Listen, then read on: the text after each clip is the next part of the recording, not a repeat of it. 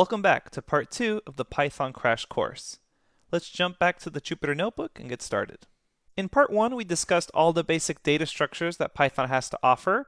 Now let's discuss some of the basic operators, such as comparison operators and logic operators, as well as discussing for loops and while loops.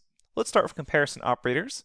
Comparison operators just allow you to compare two different variables or two different numbers, two different strings, etc., and then get back some sort of Boolean value, either true or false. For example, if I want to check if it's 1 greater than 2, well, that returns false. Is 1 less than 5?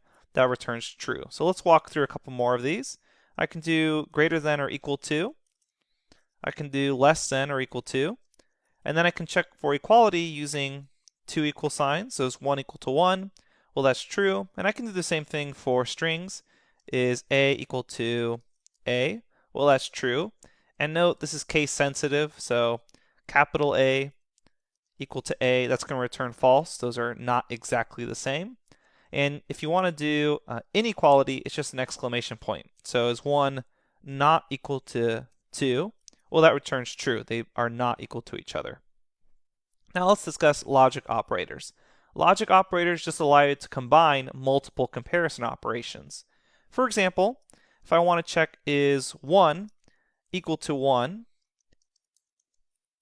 well, that returns true. And if I want to check two conditions, then I just use and.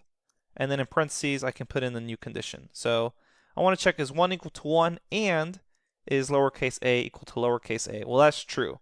So for example, let me change just one of these, and that returns false.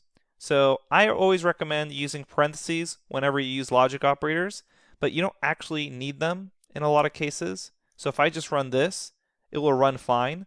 But I always recommend having parentheses. Makes it a little more readable, in my opinion, and it also makes sure that you don't get any errors. Okay, so that's the and comparison, or and logic operator, excuse me, and then there's the or logic operator. So a lot of times in other languages, these are either ampersands or pipe operators. Luckily for us, it's just simple English, or for or, and then and for and. And you can do more than just two. You can kind of stack these on. So we'll say and maybe, I don't know, 3 equals to 3. That returns false again. So let's change one of these to be 1. Run this, and then that's true. So that's really all we need to know about logic and comparison operators. Now let's discuss if, elif, and else statements. So these are essentially just if, else, if, and else statements. This is quite simple in Python. All you have to say is if, and then whatever condition you want to check. So for example, if 1 is equal to 1, colon, and you notice when I hit enter, I get an indentation there. So Python depends a lot on white space. So unlike other languages that will separate these sort of code blocks with curly braces, Python just uses white space and indentation. That's why a lot of times it's recommended for beginners, or a lot of people really like programming in it, because this sort of white space makes things readable and makes things very simplistic. So if 1 is equal to 1, I want to print, I don't know, yeah. And then we get out yeah. So let's say if 1 is equal to 2, print yeah. If I run this cell, I don't get anything back, which makes sense because 1 is not equal to 2. So that's a simple if statement. Now let's show you an if-else statement. So I can say if 1 is equal to 2, print worked. If I want to add an else to this, then all I have to do is line up the else with that if, and else doesn't have any condition because it's kind of a last case thing.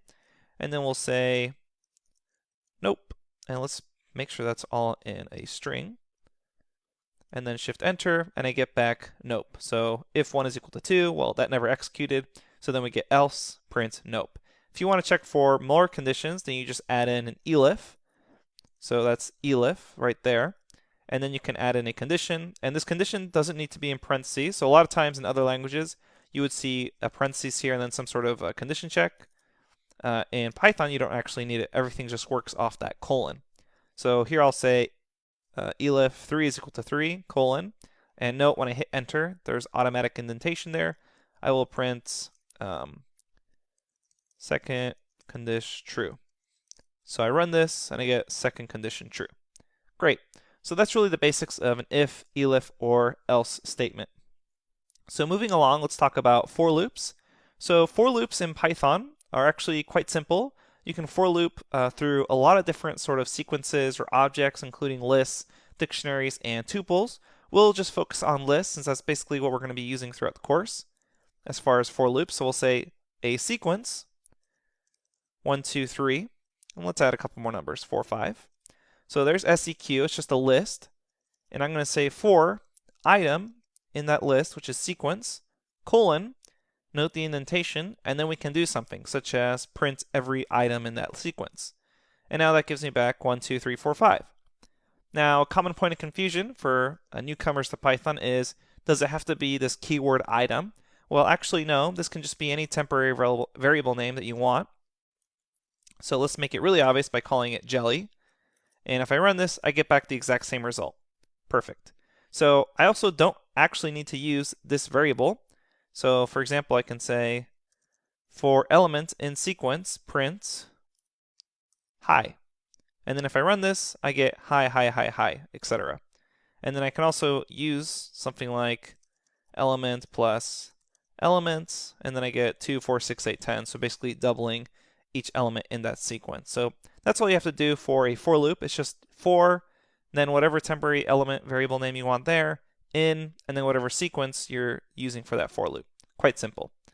Now let's discuss while loops. So while loops keep running while a condition is true. So I will say I is equal to 1, and then while some condition, for example, while I is less than 5, and currently it's set to 1, so that makes sense, I will print I is curly brackets, and then I will say dot format, insert I there. And then I don't want this to run forever, so let's say I is equal to I plus 1. Then I do shift enter, and I get 1, 2, 3, 4. So what's actually happening here? Well, I is equal to 1, and while this condition is true, I less than 5, I'm just going to print out I is currently I, etc. So it goes 1, 2, 3, 4, and on that very last one, it says, okay, well now 4 plus 1 is 5, so I is no longer less than 5, it's actually equal to it, so this loop ends. And that's the basics of a while loop. Let's discuss two more things, a range function and list comprehension. Often, you'll want to quickly create a list of integers. So for example, a lot of operations, it's really common to do something like 1, 2, 3, 4, etc., and then loop through a certain number of items. But you can actually really quickly create a list that looks like this using range.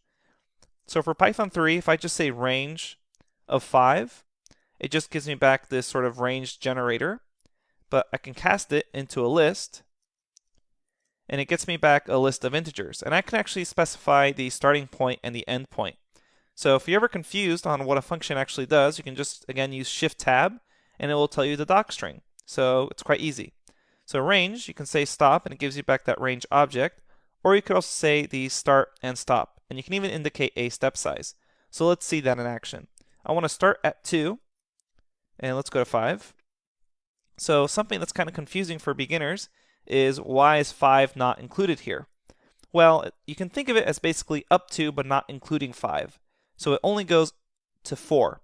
So we say the stop is up to but not including that integer, that last integer. And the reason for that is because indexing starts at 0. So you can almost think of it as kind of taking away 1. All right, so that's the basics of range. And you'll commonly see range used in a for loop without this sort of list call. So you can say for x in range 5, and then we'll say something like print hi. And there we see hi, 1, 2, 3, 4, 5. Okay, so this is 0, 1, 2, 3, 4. So 4 is up to, but not including 5 there. And that's the basics of range. And we'll see it every once in a while, not too often throughout this course, but it's common enough that you should know it. Finally, let's discuss list comprehension. So list comprehension is a really useful feature of Python. Often you'll find yourself trying to build out a list. So let me show you an example of that. I'm going to create a list, 1, 2, 3, 4, 5. And then I will say out is equal to an empty list, so just those square brackets. And I'm going to say for num in x, take out and append that number squared. And then outside of this for loop, note my indentation, how it's lining up with that for. So once that for loop is done, I'm going to print that out list. So let's run this. And we get what we expect, 1, 4, 9, 16, 25. So what am I doing here? Well, I have out as my empty list, and I'm saying, okay, for every number in that x, append the squared number of it. And then at the end, print out that entire list. So 1, 4, 9, 16, 25.